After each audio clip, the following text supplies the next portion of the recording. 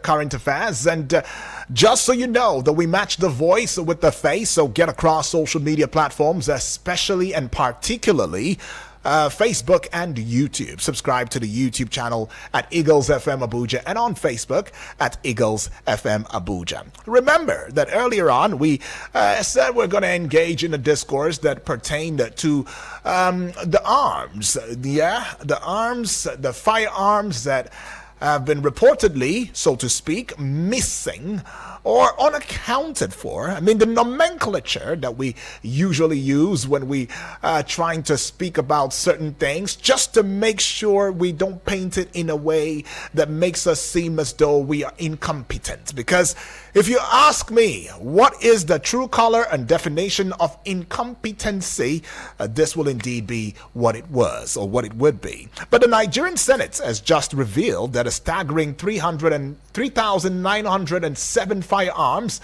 mostly AK-47 rifles, have gone missing from police commands and formations across the country. Now, this shocking discovery was actually made after the Office of the Auditor General of the Federation audited the books of the Nigeria Police Force. It is also worth noting that the Nigeria Police Force has a department. There is a department called Research and Planning. Now, this department is responsible for conducting regular inspections of police formations, divisions, as well as sections to ensure that they are functioning effectively and efficiently. However, though, it does seem these inspections may not have been thorough enough to detect the missing firearms. And the Senate committee now is currently investigating this matter. Interestingly as well, the Department of Research and Planning, they also have sections like administration, audit and inspection, and research development, responsible for conducting audits, inspections, and research to support police operations. Now, and it's essential for the authorities to get to the bottom of this issue to ensure public safety, to ensure accountability, to ensure transparency, to ensure there is proper monitoring and evaluation, to ensure that there is a build back or a building the military. I mean, the trend of the military that's supposed to defend the territorial integrity of the Nigeria nation is over time been smeared, where the military now looks into internal security, trying to fight the terrorism in the country when they're supposed to be stopping the terrorists from the outside world trying to get into the country. But some would say, well, there's been a failure already on their part. I mean, to have even allowed, terrorists to get into in the first place means that there is a lacuna, in their operations. But now we're talking to police. We're talking to police. And what do they call it now? Bombings and the kidnappings and the martyrisms, the abductions, the unknown gunmen now knowing how to handle an AK-47, a shakabola, whatever you want to call these rifles now. Yeah? Before this, what we knew then was armed robbery. It was just armed robbery. Boggling. That's all we knew then. Before all of this, how did we even arrive to this point? And to think that recent report also has it that about 178,459 firearms disappeared. Even though the police in their defense are saying that, well, it's not, let's not use the word disappeared. Let's say it's unaccounted for. And it goes on to the language of my dear brother and friend, a family member, of course, Moses. Even Samuel will say, who was fooling who? Unaccounted for. Disappeared. Unfound. what are we saying? Is it not the same thing? Right? Somebody will ask. I mean, 178,459 firearms, mostly AK-47 rifles, from the police formations have disappeared. Okay, let's use the nomenclature they want, unaccounted for, right? And this is brought to light by the 2019 Auditor General's report, which was revealed that as of December 2018, a total of 178,459 firearms were unaccounted for, including 88,078 AK-47 rifles. By January of 2020, at least 3,907 assorted rifles and pistols remained missing. Remain missing. Now, the police have also attributed some of the missing weapons to robbery incidents of how far back now? Okay. Well, they're attributing it to that. Attacks on policemen, I mean, a police officer right there. Many times we've heard in Anambra State, in the southeastern states, even in the north, eastern states region and all of that, or even in every region of the country where there is an encounter between the police and maybe gunmen, unknown gunmen, masked gunmen, kidnappers, bandits, and all of that. And we lose our dear policeman, right there. So the police is saying it's in that instance that these firearms are being taken and stolen, right? And are unaccounted for. Okay. Now, the review of police records has also revealed that only 15 cases involved officers who died or sustained injuries while losing their weapons. But, well, to have this conversation with us, though, let's engage with our guest, who is none other person but an information professional. I love this, guest a lot because he's an information professional, policy and public affairs analyst, and he's going to be adding his voice in the discourse. Mr. Benedict Olalikon Agunloye, it is. Good morning and welcome to the discourse this morning. Hello? Okay, can you hear me? All right, we will get in touch with him again, right? I see the technicality right now, but yes, it's already being fixed already. Yes, so good morning to you, Sir Benedict. I like to call. Good morning to you.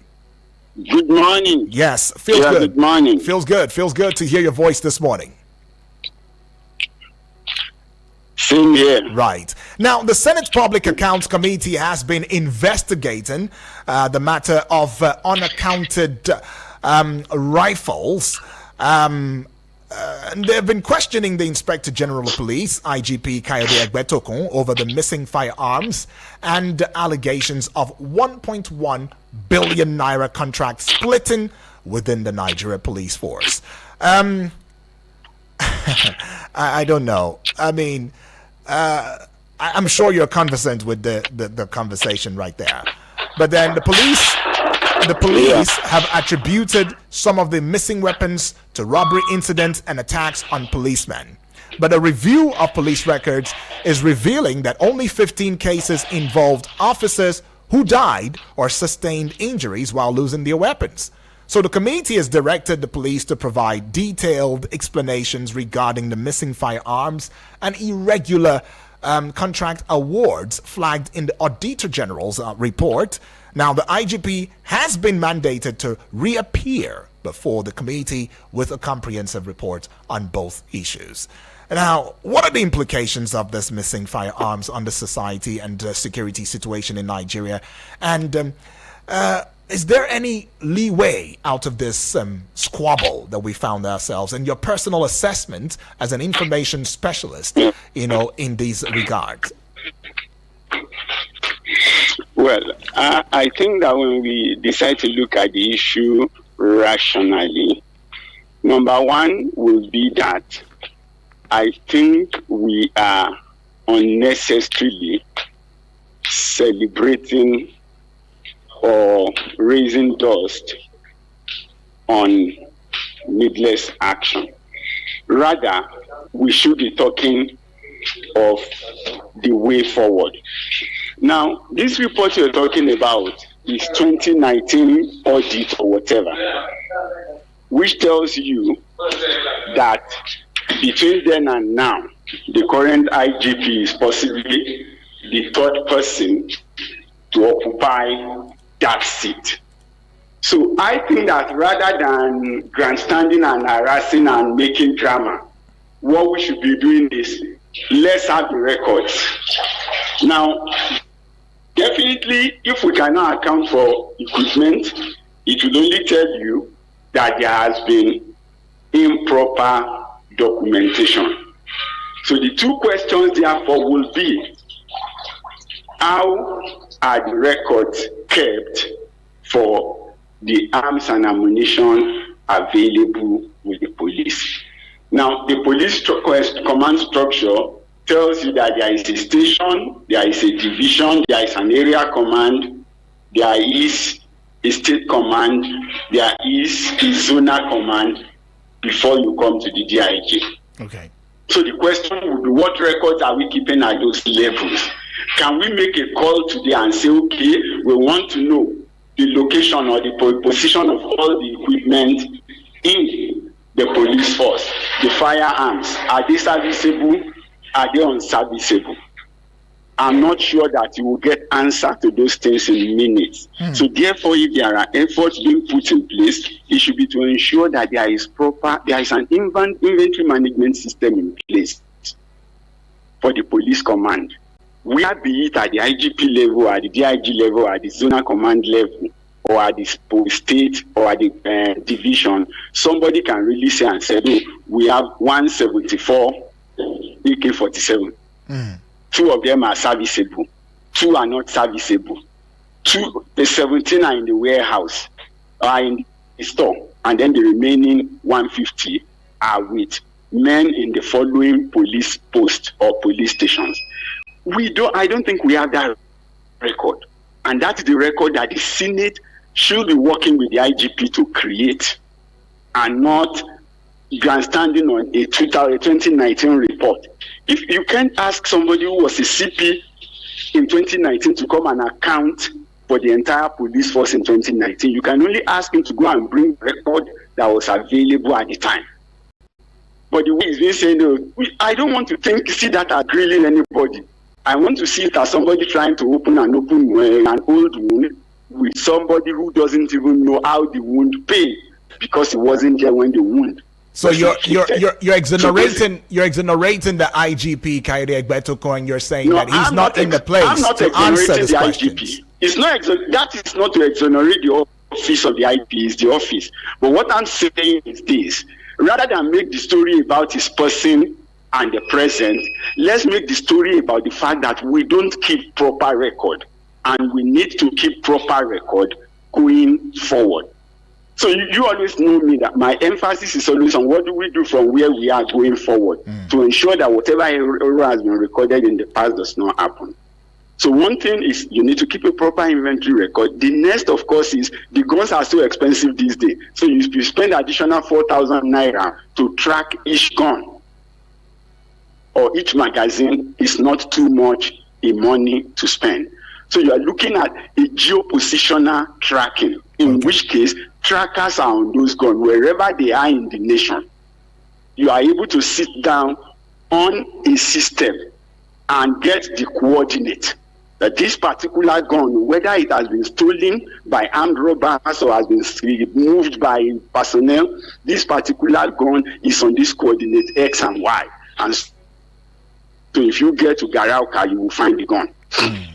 I don't know if you get what I'm saying. Yeah. So it should be more of what do we do to monitor the weapons? What do we do to ensure that their movement record are properly kept and tracked? And technology has made that very, very easy. So rather than maybe the long meeting and long go forth and back, we should sit down and decide what to do. Yes, as for the missing equipment, if they are in the wrong hand, then they are in danger. Because that number, of course, is huge and it's potent and can cause a lot of damages. Then when you come to contract splitting, contract splitting in any form will amount to some measure of crime, except there were approvals from higher authority to have it done for expediency. Because why do they split contract? It is because you don't go through some level of approval. If they say your approval is 50 million, and then you need to do a job of 99, and then you decide to split it into two so that it can be within your approval power. Okay. So if you ask me on that, I think that to an extent that has a criminal motive if there was no approval from a higher authority for such job to have been splitted. Okay. So until we get the details of what the contracts are anyway, we might not be able to also say much about it. But definitely, if we have again, that's what we are talking about, record. Because you keep saying contract splitting. I think we should know what the contracts are. What was the contract meant to do, right? What was the original value? And when it was splitted, to what number, to what intent, and to what purpose? Okay. I think that is the way we should go. So it shouldn't be just wide accusation or vague and opaque statements. Okay. Well, let's just open the phone lines. I mean, let's have Nigerians, our family members also have their voice to this, because for quite a number, it will be very disturbing. It's quite a disturbing, information, that has come to light. I mean, the issue of missing firearms in Nigeria police force is raising quite a number of concerns, especially about the safety, especially about the security of the citizenry. Now, many Nigerians are worried that the missing weapons could have fallen into the hands of criminals, worsening the security situation in the country. Now, let me give an example of a resident that I bumped into as at yesterday. She was in a commercial cab, and they were having this conversation and all of that. And one of the things she said, well, I'm keeping her anonymous now. Now, she says she expressed her concerns about the missing firearms, saying, these were the words she said, "I am worried that the missing firearms could have fallen into the wrong hands, and that this could lead to more insecurity in the country." Somebody will want to ask, please let's know where our problem is really coming from. Is it Boko Haram? Is it an ideological insecurity problem? Is it a politically driven insecurity problem? Or is it the ones that we are the ones even, incorporating and allowing to strengthen over time? But yeah, the number would be 0907-353-0044. That's the number you should stick to as you engage this conversation this morning. Taking this call. Hello and good morning. Good morning, my brother. Good morning to you, Elder Najer. Good morning, my regard to our family. My Very regard well. to our state. Thank you. You're calling from Cuba, yeah? Cuba in Abuja. Talk to here, us, my Elder. brother. Go ahead. You see, that is not a surprise. People who is security experts will know. You see, the war they are fighting in Nigeria now is the police action. Army are just supporting them. Why? I don't know how to take it. Why that question come out? When they have given the account of arms used by police, you say you should go back. Somebody, Commissioner of Police 2019, the way they appoint IG in Nigeria here, they can't allow them to take over everything and check everything before they take over. They appoint you today. You take over the office today. You see, they have a Commissioner of Armament, they have a AIG Armament, AIG SMD or something and in police.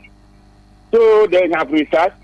You see, many police stations was burned down, break down, and then the arms catch away. So nobody should see police as a bad. All what they focus is that the police they have get the arm and sold it out. If you say the type of suffer where police are suffering in Nigeria, I'm not a police, but where is good just that to research. The type of suffer where police suffer in Nigeria, you can never ask that type of question in that place, the arm when they lost. We know there is danger. Go to one battalion. Since where chief of army staff have been coming to the house there, chief of defense are coming. Did you ask him that type of question? Did you tell him to bring the arm locked in that place? Why should you go to police now? where we have many things to do on the ground, where police are fighting police disease. So that question is not necessary to this IG now. Because one, we all the things where they gave amendment, they have bring it out, they always lost, they have told. Even in America, they lost criminals.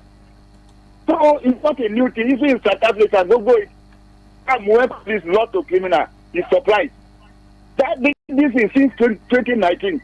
How many IG there where they make? Why they not ask them? You can't be in this IG. I'm not supporting IG. All right. And I'm not supporting the arm loss. Okay. But then to look for the other side, not to waste our time. All right. Thank you very much. Thank God you bless so much. Nigeria. Thank you. Elder. Thank you. Right, Elder Onaja right there saying that, okay, enough of this brouhaha, that there is no need calling the IGP and trying to seemingly grill his office as the IGP at this point in time, that he is not the rightful person that is supposed to be grilled on the matter, and that other angles should be looked into rather than just waste our time, he says. But then we'll just, Sir Benedict, we'll just head out and pay some bills. We'll be right back in a short bit and engage the discourse as much as we can. So don't go away.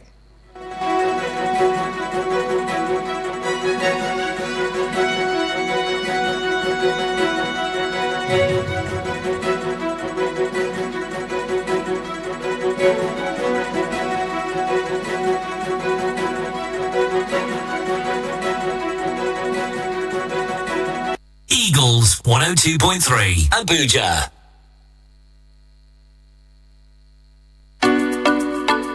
Hello and welcome to Uber Pinnacle City Lugbe, where dreams take flight. I am here with Mr. Franklin, a representative from Uber Properties. Welcome, sir. Thank you for having me. All right, Mr. Franklin, let's dive right in. What makes Uber Pinnacle City Lugbe so special?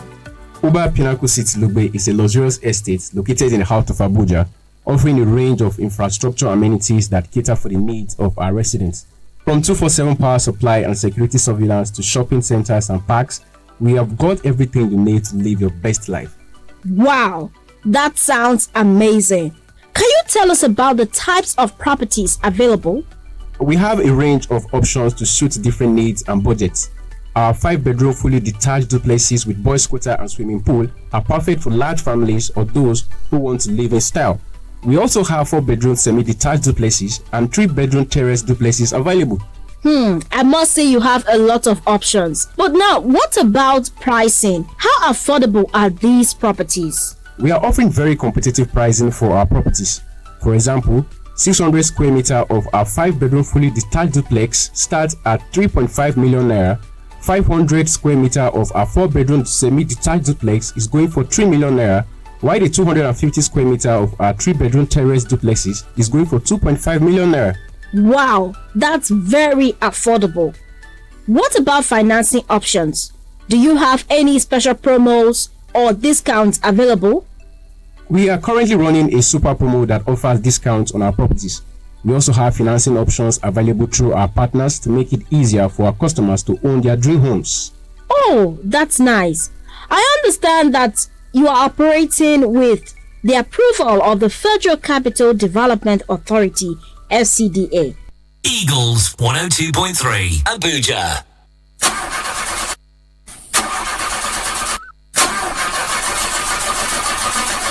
Kai, oga, wannan injin naka ya gaji fa. Amma ka san da haka kuma ka bari na kashe kuɗi na? Oga, ba laifi na bane. Ka san injin nan naka. Kuma yanzu kake faɗa min haka? To ai nayi na gyara injin nan amma injin nan naka yaki. Kujira aka yi. Ka san cewa injin motocinka da na janareto suna buƙatar mai kyau yadda ya kamata? Ita ce ta hanyar sayan mai inganci. Shi yasa matatar man Dangote ta tace muku man fetur zuwa RON, wato tsaftataccen mai wanda shine ingantaccen man fetur din da zaka iya dogaro ko amincewa da shi a dukkanin injinan ku. Lokaci yayi da za ku kula da injinan ku sai man Dangote mai inganci. Eagles 102.3 Abuja. Has anyone told you you can talk about your business on radio for just 20,000 naira? Get a chance to talk your business for 25 minutes on The Entrepreneur. Mondays to Fridays, 3 p.m. on Eagles 102.3 FM, Abuja. For more inquiries, call 090-9984-4433. 090-9984-4433. Hurry now. Eagles 102.3 Abuja.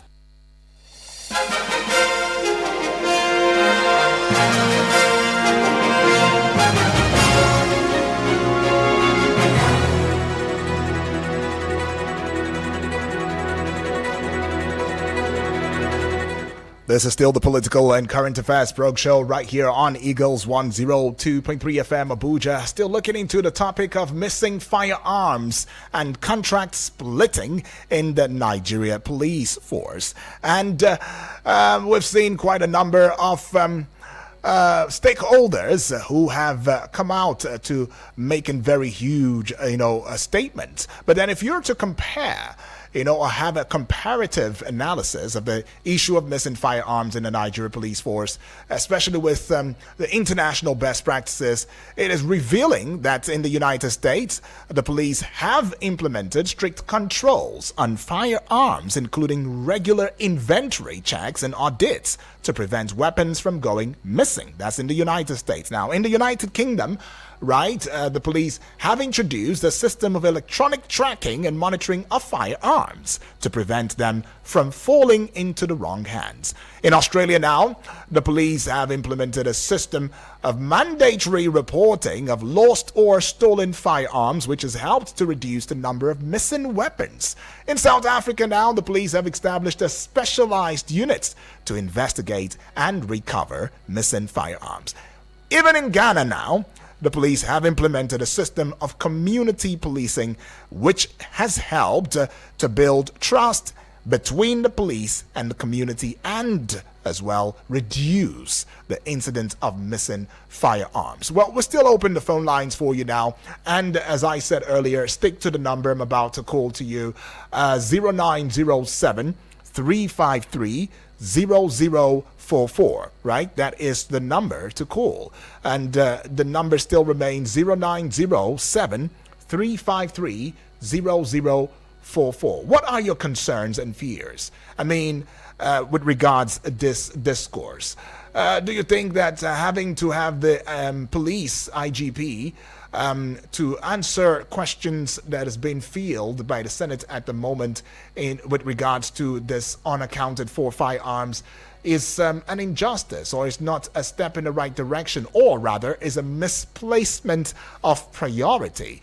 What would you have suggested could be done? Because it is quite alarming to note that we have that number of firearms unaccounted for. And the question still remains, the place of monitoring and evaluation, the place of followership, as in following, consistency. How do we even have the process that allows for us to checkmate these weapons in itself, right? These are the questions.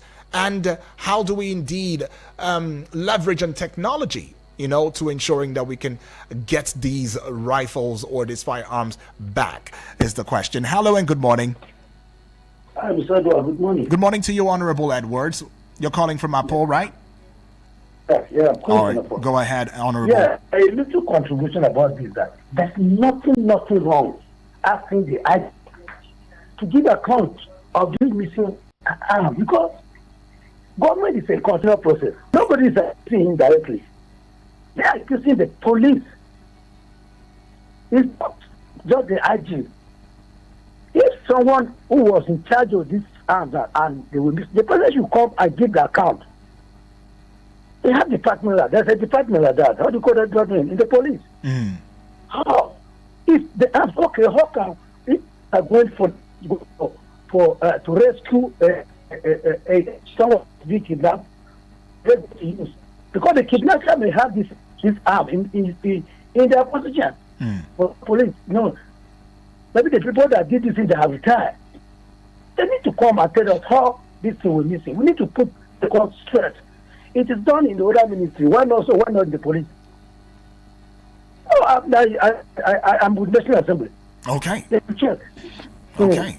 Thank you. All right. God bless you. Honorable, thank you. Honorable Edwards right there saying he is throwing his weight behind the National Assembly's decision and the Senate's decision to look into this. And he made it clear that it's not about the IGP as a person. It is about the office, and that there should be some sort of continuum in governance, and that this will indeed allow for the building of trust, between the police as well as the people, and of course show some levels of accountability, knowing fully well that there is a department, administration, audit and inspection and research development. I mean, they are responsible for conducting audits, inspections and research to support police operations. But let's take this one now. Hello, good morning.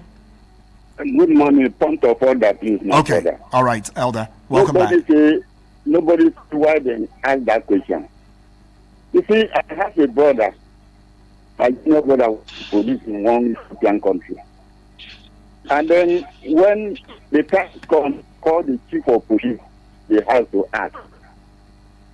This question when they ask chief of police, chief police, how many people did you lose in operation this year? And then how many criminals did you arrest? How many cases in court, and then how many cases you don't win from court? You give the estimate.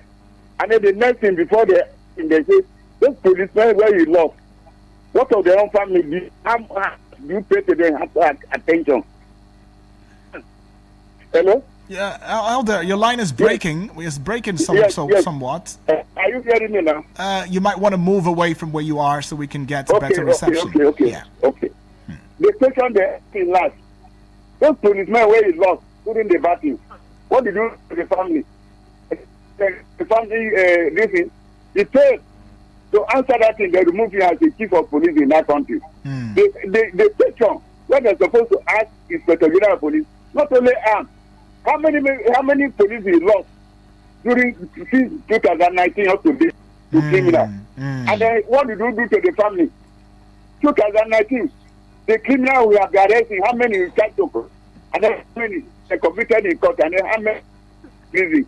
That's the old question they're supposed to ask him. All right, Elder. You are digging to arm. You are digging to arm alone. And then most of the central question is there, not take. That's not, it's not care for life of policemen. Somebody died. You are looking for arm. You don't talk about of the life of policemen. Are they here to the police? Thank you very much. Right. Thank you, Elder, for that one. Elder giving a point of correction there. But yeah, sir, Benedict, are you there? You've heard the discourse. Nigerians talking, family members talking right there. Elder is giving a point of order, saying that look, hey, the question that should be prioritized should have been, what is the account of the policemen that have been lost since 2019 up until now? And how have the family members, in fact, been taken care of? That this is the priority question rather than looking into, how many firearms, how much firearms has been lost and all of that. And the Honorable is adding his voice and saying, look, it's not about the person. It's not about the IGP. It's not about Egbetokun himself. It's about the office. And that's the question. And hence, the National Assembly has the right to inquire in these matters. What's your right to respond to this? Well, I have also mentioned it earlier that it is not, I agree that it is not about the person of the IG. It is about the office that he occupies.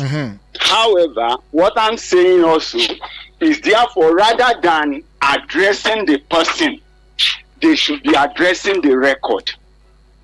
Right? Okay. Ask the office of the IGP to say, okay, from when this audit was done till now, can you make available to us the records to show what has transpired?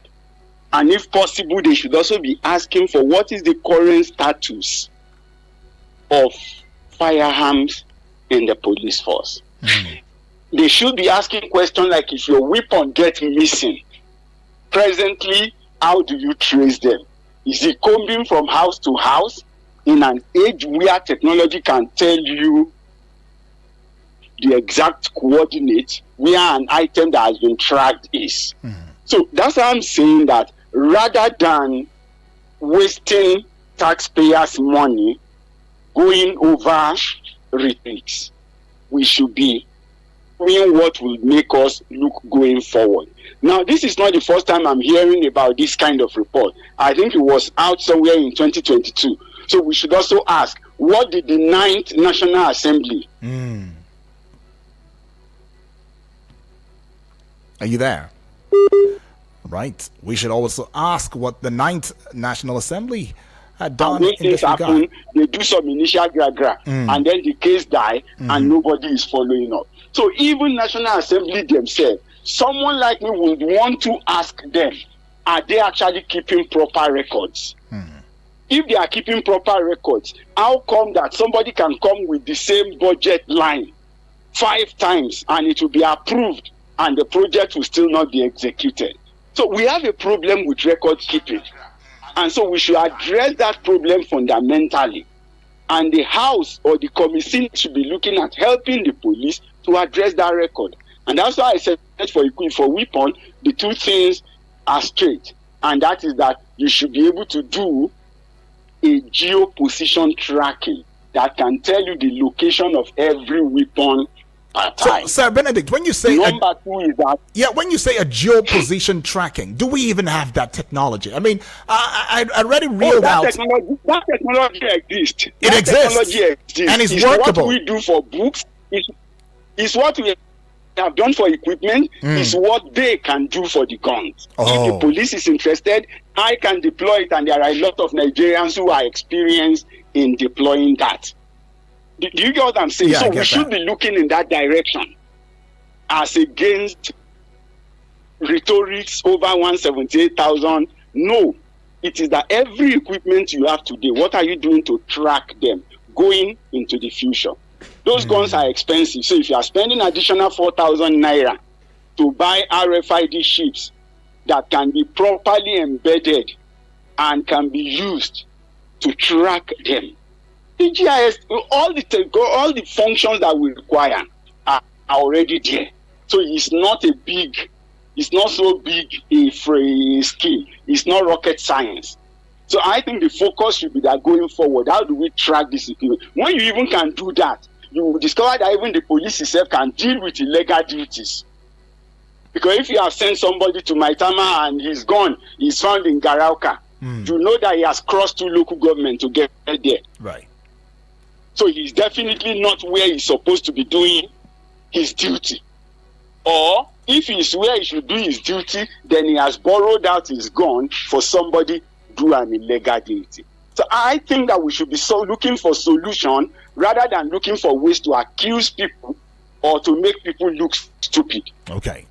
That's my concern. Well, yeah, there is also, an argument that comes from the place of not being fair with even the police force themselves and the leadership of the police force. Now, the argument comes from the place of, as times have advanced, technology has advanced too as well. We have had situations and instances where we have had local arms manufacturers, right, who have dedicated themselves, their lives in producing, these arms locally. And it will not be safe to say that this is entirely, or this should be entirely on the police, especially when it comes to the crimes, because this agitation now is coming from the place of, it's because of this missing rifles, this missing AK-47, this missing, firearms. That's why we are having, an astronomical increase in the crimes, in the banditry, in the insecurity of the country. Do you agree with that, argument? Well, if I get you right, yes, there are people who manufacture arms locally. If they do it illegally, it is still the duty of the police to ensure that such activities are stopped. And like I would always say, we have also not policed the nation sufficiently.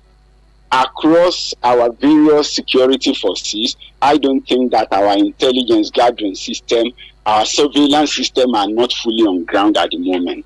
So if we enhance surveillance system, what is done in every corner of the country, people will know. And then whoever is acting legally, you know how to control them. If anybody will carry firearms, they necessarily need to be licensed.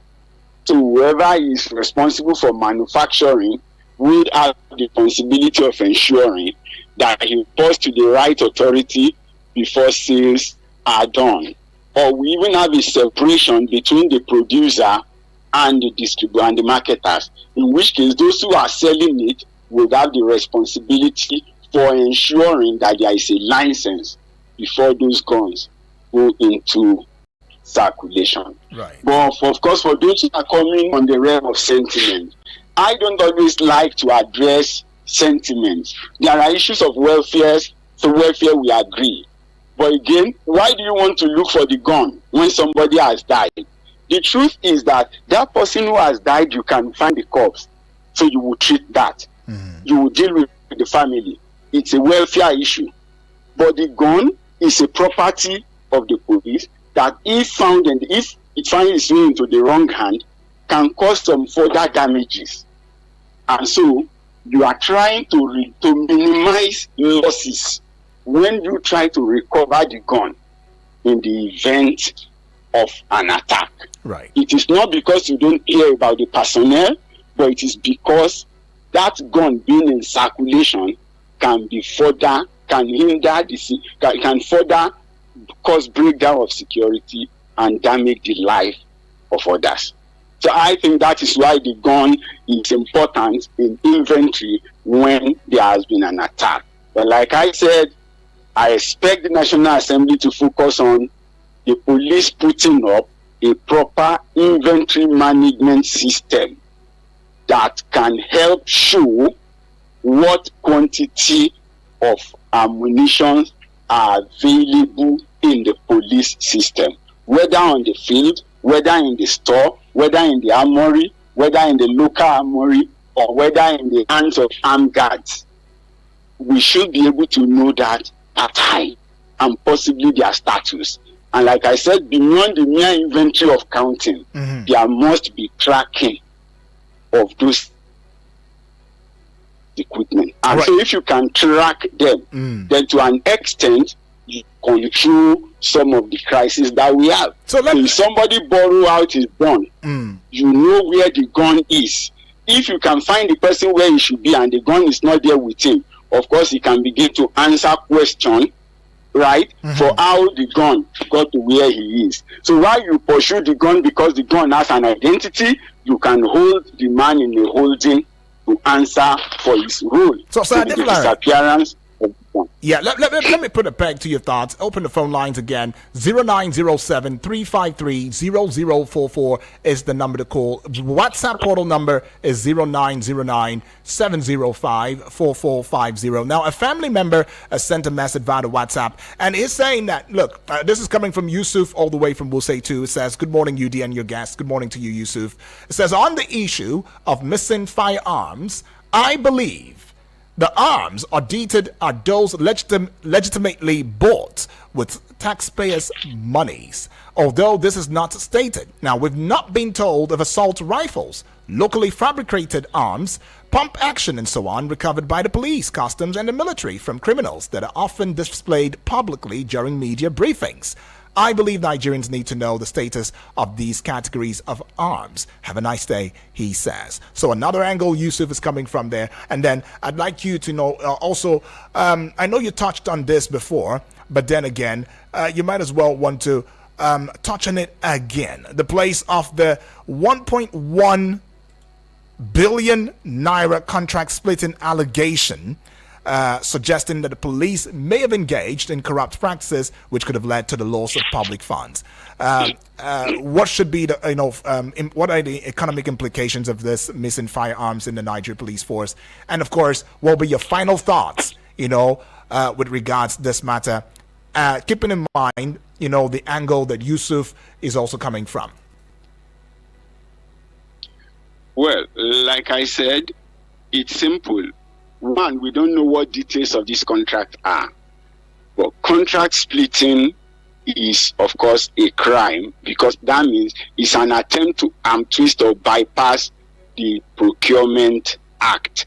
There is a Public Procurement Act that says what the limit of what council or minister or an individual in office can approve. Now, sometimes, of course, because they don't want to go to require approval. Hello? Hello? Okay, well... We cannot know if it is expediency, if it is about trying to favor their friends, or if it is about corrupt enrichment. Until the details are known, I think that it might be difficult to state. But if contract splitting is proven, it is a crime before the Procurement Act. There is no doubt about that. Okay. Like I said, for those, yes, National Assembly have reason to ask questions and they should ask questions. But rather than also wasting our time with something in the past, it is that put in a present situation.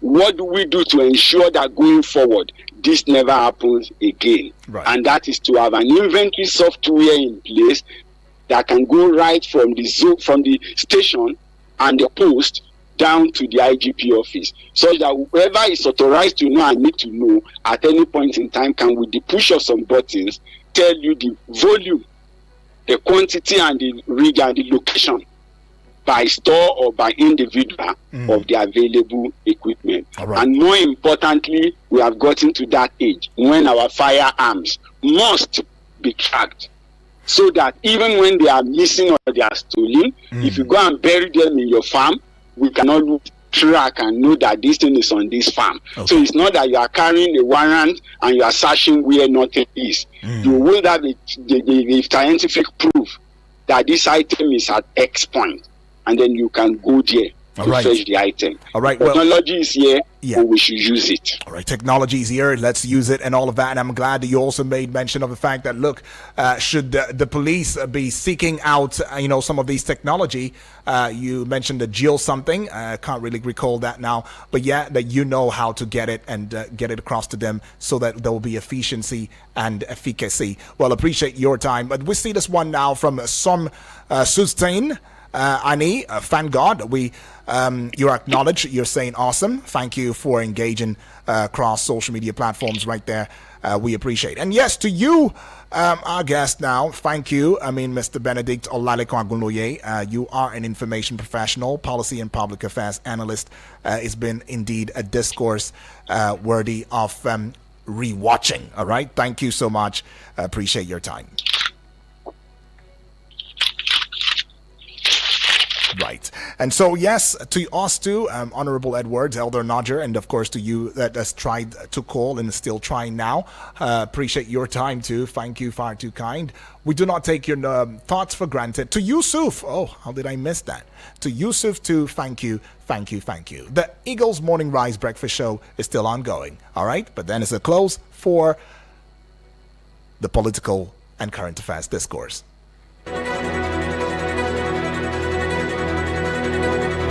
Eagles 102.3 Abuja.